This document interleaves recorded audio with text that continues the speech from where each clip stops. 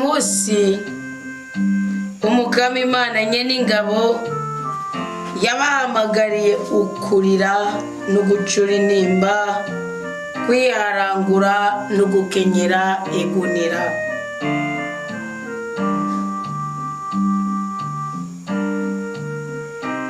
Ariko raba n'akanyamuneza n'urwese, ibimasa barabaga, ibitungwa barakerera, inyama bararya n'umuvinyu bakanywa, bavuga bati reka twirire twinywere kuko ejo tuzopfa.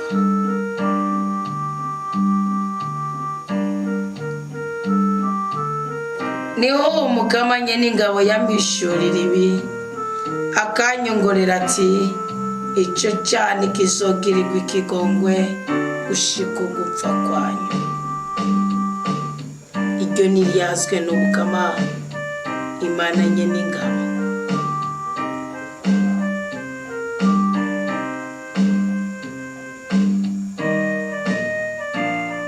Bakundwa umukama aho muri kumane zine z'isi, mwebwe twirigwanye mukuri kw'ijambo ry'Imana, mwemwe twatanguranye iyi ndwi turangije. Imana ibaha umugisha, Imana ibaha umugwiza, Imana ibaha umunezero.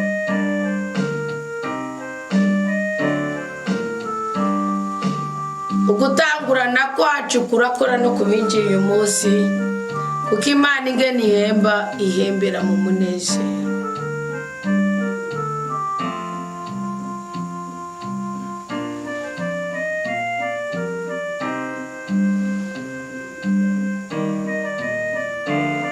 Nuvuge ngo jewe wo mugisha n'undaba kuko winjiye uyu munsi. Igihe cyawe cyari ku mugisha Imana igiye kutuzanira, nawe uragukorako. Ese icyo mu mwanya mwiza w'ijambo ry'Imana ukawubyaza umusaruro wo kwitandukanya n'icyo cyose cyoza gihesha imbaraga umurozi kwinjira mu buzima bwawe.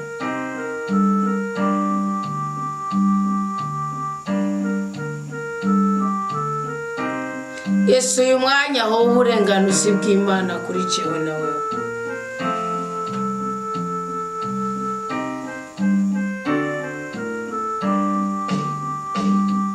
Yesu uyu mwanya aho bubutekereje mu mitima yacu, ituze ridusage.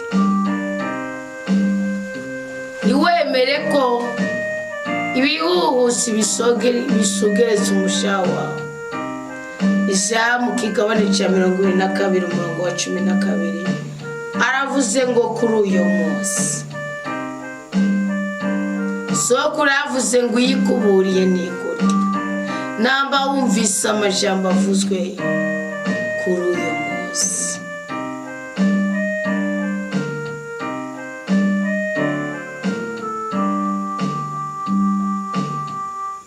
kuri uyu munsi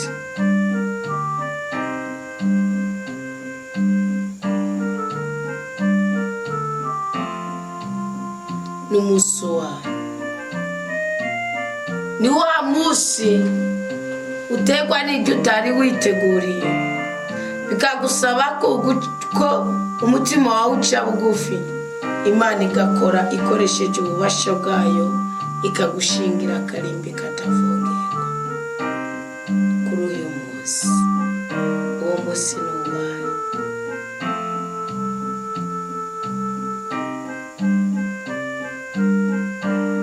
Ni wa munsi utungurwa umutima n'amakuba, utazi ingene yatsindara mu buzima bwawe, bikagusaba kuca bugufi ugakenyera amagunira kugira ngo Imana ikore igitangaza cyayishingiye ku guca bugufi.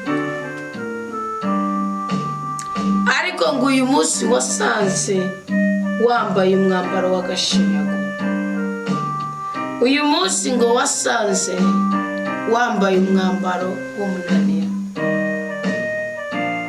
uyu munsi ngo wasanze wambaye akajuritse, uyu munsi ngo wasanze ufise umutima w'idodomba.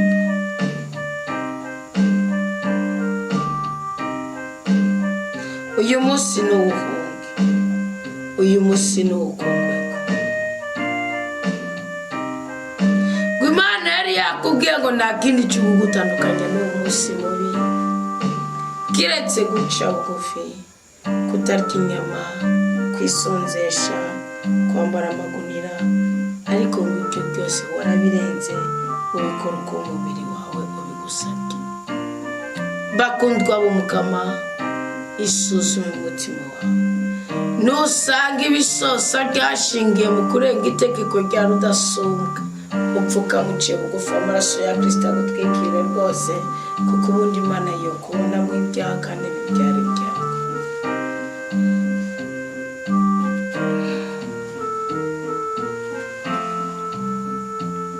Pfuka musabe imbabazi.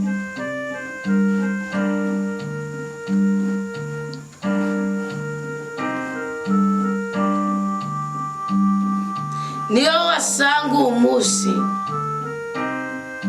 uri kurasozera iyindwi, amarangamutima yawe yuzuyemo amahane,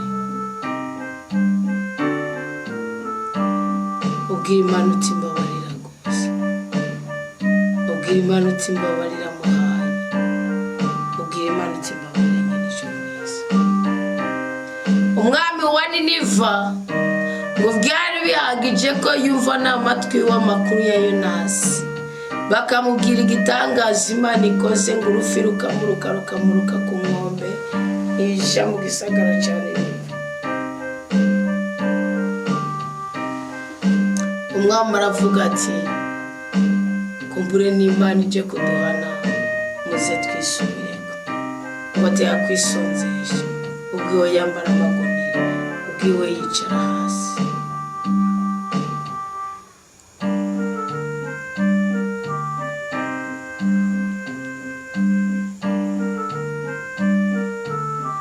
Amagunira wambaye ntayo nzi, uguca bugufi washize umutima wa ntakonzi, ariko utabifise n'ubihabwe.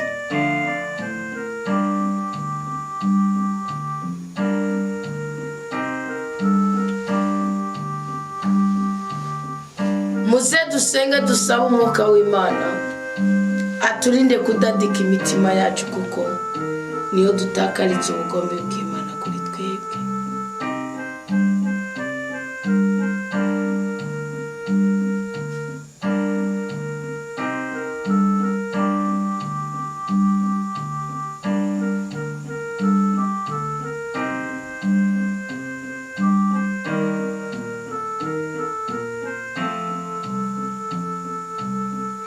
Muze twige kuba b'Imana ishaka ko tubaho.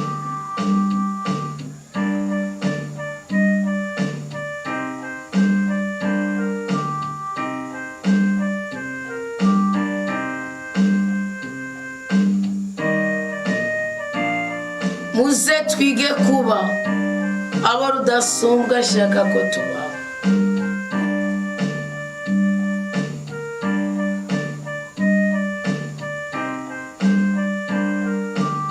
Imana iranga ko turenga itegeko ryayo, namba ari igihe cyo guca bugufi ngo duce bugufi,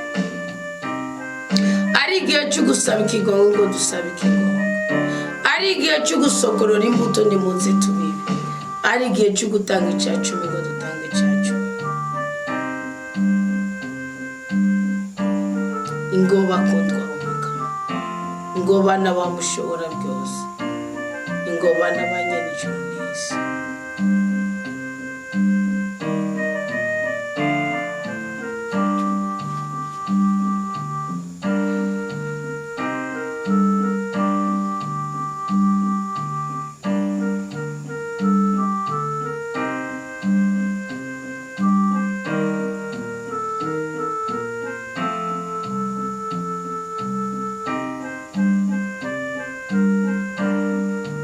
Muze dushime Imana ku cyo turi cyo, kandi tuyishime twisuzuma ku itegeko ryayo yashinze. Uyu munsi nturyamane ikidashingiye ku iteko rya rudasumbwa, ko tugiye kwinjira mu munsi mushasha kandi udasanzwe, tugiye kwinjira mu ndwi shasha kandi idasanzwe. Ukirurutse umutima wawe uvuge nk'umusabyi w'umukama Dawudi, uvuga uti mukama, nta handi umutima wanjye uhurumbira, nta handi umutima wanjye unyotewe, nta handi ibirenge byanjye bihimbarirwa usibye mu nyonga zawe.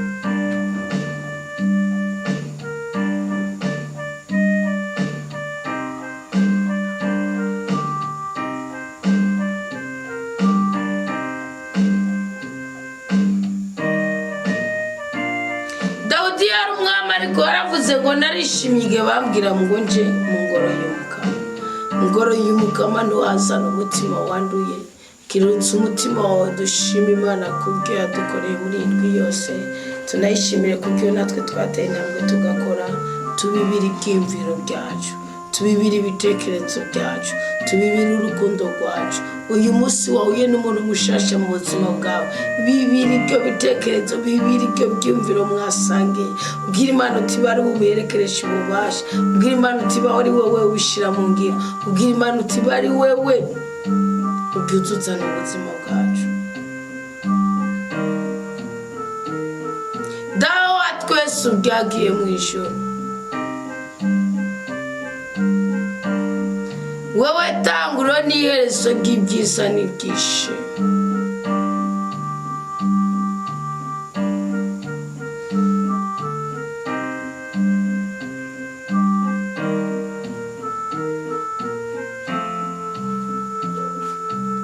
Wowe soko ry'ibyiza byose dushaka kugira bihembure imishaha yacu. Urakaninaza kuko izina ryawe ari ryeranda rwose, kandi nkuninaje mu biganza by'abana batakikuryarya no mu kanwa na gatoyi. Ndakuninaje mu ruhanga rw'ibibondo byawe, ndakuninaje mu ngingo zabo, ndakuninaje mu mibereho yabo, ndakuninaje mwami Imana nyagora ku ngoma, kuko ni wewe.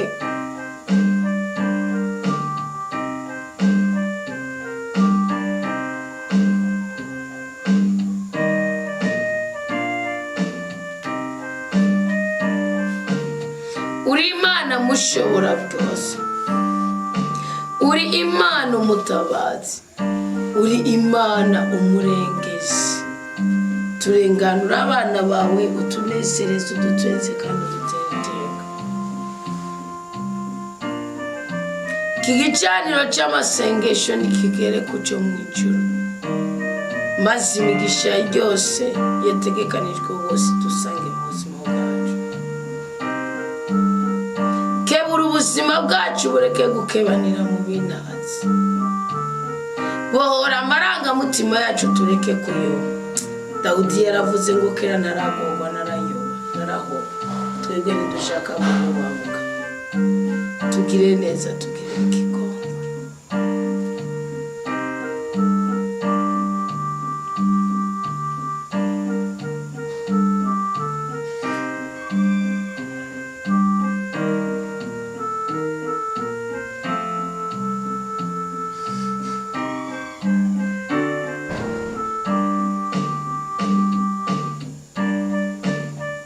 Turakwituye nk'abana bawe ukunda cyane.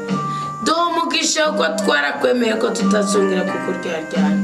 Duha amagara meza, uduha umugwiza. Turinde bakabyonzi, uturinde abagwanabi. Maraso y'umwana wa Yesu Kristo nadutwikire, inguma ziwe nyeranda nizidukingire. Amaraso ya Yesu Kristo nadutandukanye n'ibyago ko bitubyarira ibyago.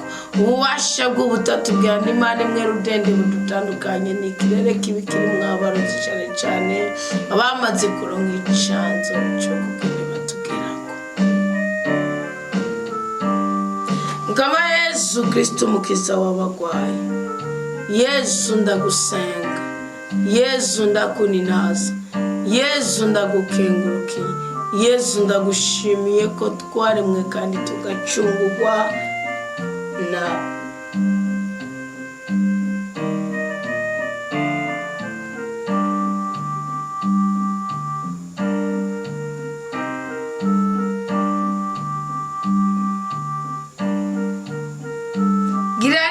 twebwe abana bawe. Iri joro nuduha amahoro, iri joro nuduha umugisha, iri joro nuduha umugwiza, iri joro nuturinde kubabara, iri joro nudukiza ingwara, iri joro dukure kwigisuzuguro Yesu. Twubakira umutaho gutangura uyu munsi mushasha dufise ukuri kw'amasezerano mazima. Urakoze kuturungikiye mutima wa mweranda ngo azahindura ibyase guhinduka, abibura imbuto yari yarasimye muri twebwe yari yagumbwe, kandi anagura imitima yacu yongera imburi n'amarangamutima yacu. Urakaza Mana mutima mweranda, tuguhaye ikaze kugira ngo muri byose na hose duhabwe umugisha, duhabwe umugwiza, duhabwe umunezero, duhabwe kuramba, kandi duhabwe gukoranirwa.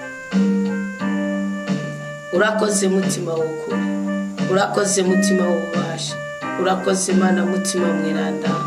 Komereza hanye n'utwubake, komereza hanye n'uduheshagire, maze icyo Imana yashinze tugikore.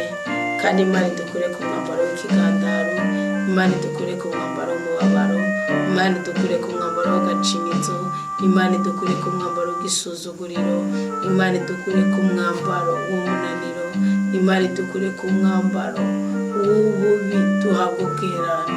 Urakoze Yesu Kristo umukunzi mwiza, urakoze rutare ku buzima bwacu, urakoze kubw'ukoreye ubuzima bwacu, urakoze kubw'urinzi imibiri yacu, urakoze kubw'urinzi ubugingo bwacu, urakoze kuri isoko, urakoze kuri isoko, urakoze kuri isoko, natwe tukaba twabubasha bwo kuza gusoma kuri iryo soko. Duhezagira aho turi ku mpande zine z'isi, uhezagira abatirengagije ijambo ryawe, uhezagira abatakugerageranije kimwe mu 10, uhezagira abatakugerageranije ikanwa ry'aboro, uhezagira abarushe baruhuke, uhezagira ababoshe babohoke. Hezagira Mana, hezagira Mana, hezagira Mana, hezagira Mana, hezagira Mukiza, hezagira Murengezi, hezagira Mutabazi, hezagira Kibasumba, kandi turakiye imigisha n'imihezagira mu izina rya Yesu Kristo umwami wacu. Amen.